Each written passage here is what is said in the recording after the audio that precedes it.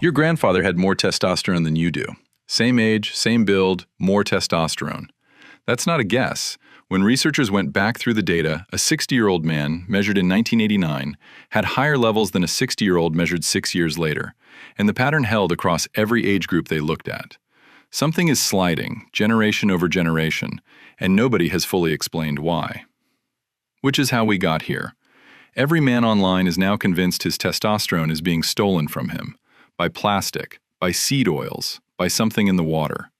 Some of that is nonsense, some of it is real, and a lot more boring than the version you've been sold. So here are 10 things that actually lower it, not supplements to buy, things to stop doing. One bit of housekeeping first. I'm not a doctor, this isn't medical advice, and if you think your levels are genuinely low, the move is a blood test and a real physician, not a forum, not a podcast, not me. Number 1, your sleep. This is the big one, and almost nobody wants it to be. Researchers at the University of Chicago took 10 healthy young men, average age 24, and cut them to under 5 hours a night for 1 week. Their daytime testosterone dropped 10 to 15%. The researchers put it in plain terms. That's the same hit as aging 10 to 15 years. 1 week of bad sleep aged their hormones a decade. And this isn't mysterious because most of your testosterone is produced while you're asleep. Shrink the window, shrink the output. And it wasn't only the blood work that moved. The men in that study reported feeling worse as the week went on. Less energy, lower mood, tracking down alongside the hormone. Which is the part that should land, because that's the actual complaint. Nobody walks into a clinic worried about a number on a page. They walk in because they feel flat. Nobody sells you a supplement for this, because there's nothing to sell. Number 2, body fat. Fat tissue isn't storage, it's an active organ, and it produces an enzyme called aromatase, which converts testosterone into estradiol. More fat, more aromatase, more conversion. And the nasty part is that it feeds itself. Low testosterone makes it easier to gain fat, and the extra fat lowers testosterone further. The loop tightens on itself. Which is why the guy insisting his low testosterone is the reason he can't lose weight has it backwards more often than not.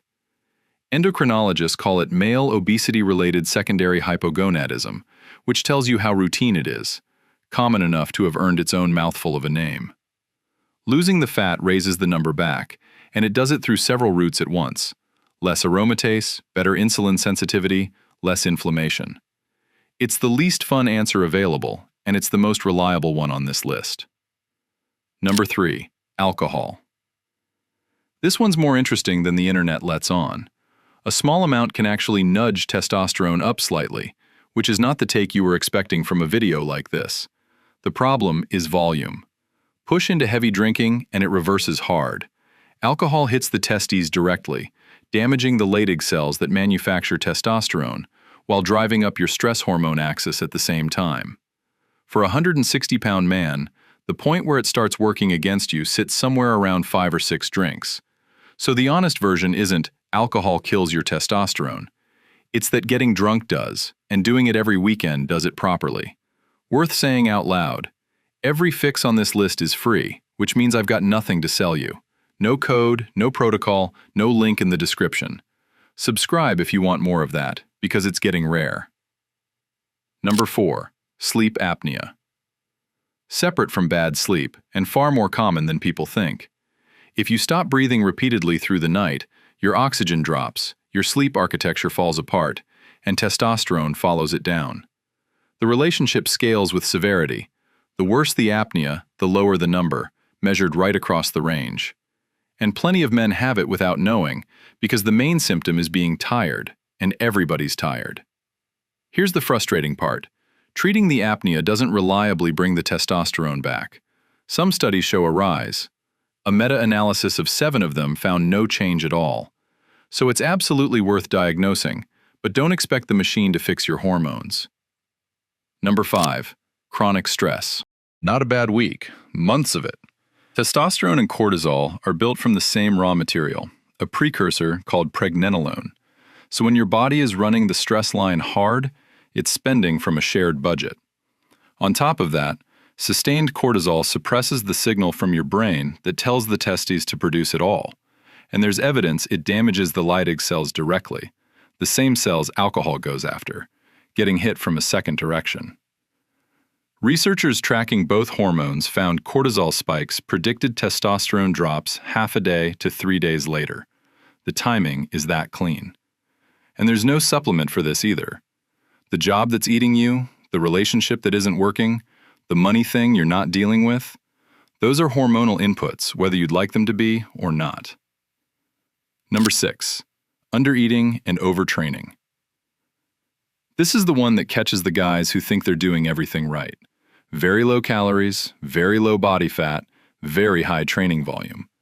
Your body reads that as a famine with a predator in it, and reproduction is the first system it shuts down, because reproduction is optional and staying alive isn't.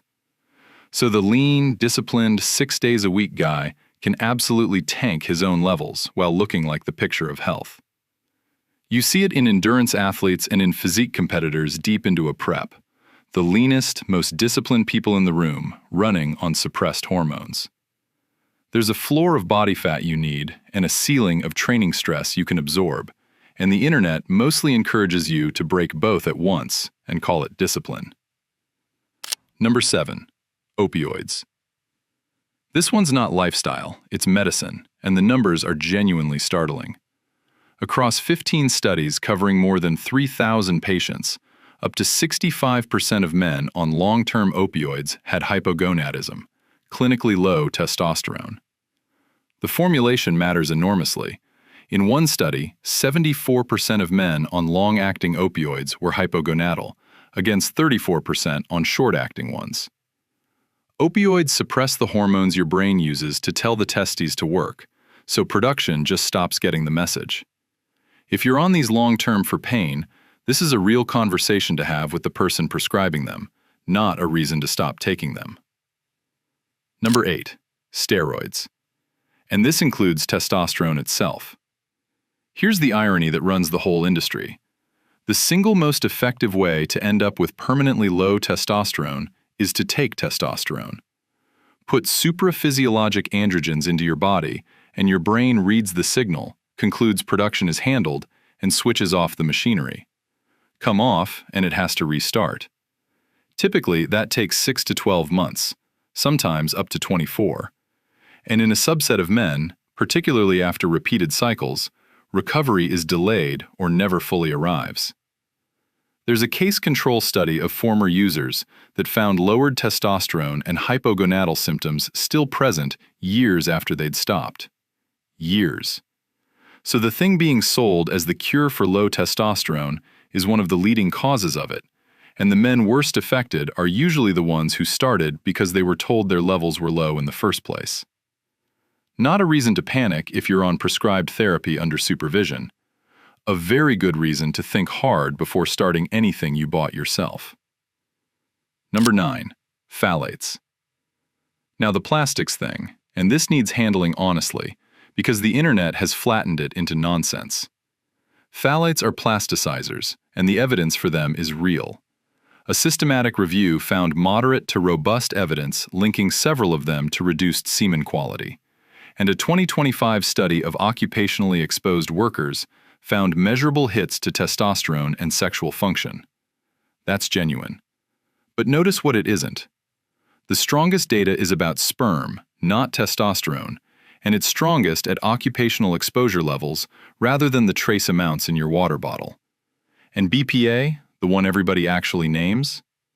Human studies on BPA are limited and inconclusive. So, worth reducing, not worth panicking about, and definitely not the reason your numbers are low. Number 10, time.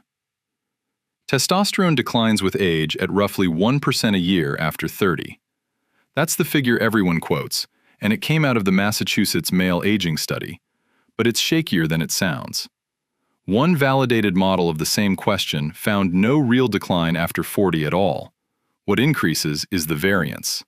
The spread widens. Some men fall off a cliff and some barely move, and the average hides both. Which means the number you should care about is yours, measured, not the population curve you read about.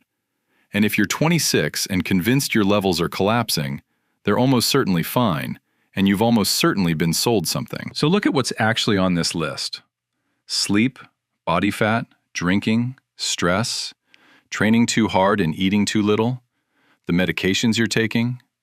Almost all of it is unglamorous. None of it is purchasable, and most of it you already knew. That's the trick the supplement industry runs. It takes things you can't sell and reframes them as a deficiency you can buy your way out of. The plastics are real but small. The sleep is real and enormous. Get those the right way round. I'm Vellum. Subscribe if you'd rather get the boring truth than the exciting version somebody's selling. And go to bed earlier than you were going to.